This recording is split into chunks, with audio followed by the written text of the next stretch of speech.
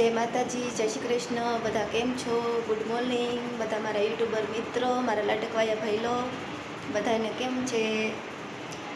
તો તમે બહુ કહેતા હતા ને કે કાજલ દીદી તમે બ્લોગ કેમ નથી બનાવતા, તો હું આજે બ્લોગ બનાવીશ, પણ નાનો એવો બ્લોગ બનાવીશ. આ મારો પહેલો બ્લોગ છે. તો બધાને નમ્ર વિનંતી કરું છું કે બ્લોગ સારો લાગ્યો હોય તો મને કોમેન્ટમાં જરૂર જણાવજો.